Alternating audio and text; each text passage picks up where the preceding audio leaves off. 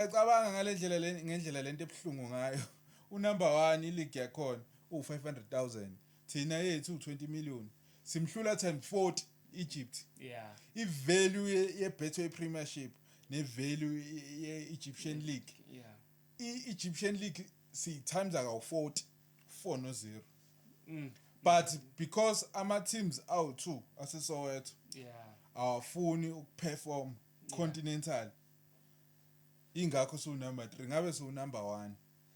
Yeah, even nenye i-team uma ingena ya kwi-PSL ingena le kusheshe kubhede. Enye into futhi ekumele siyibonge iSundowns ngayo. Phela thina kwi-CAF sinama sports awu4. Yeah.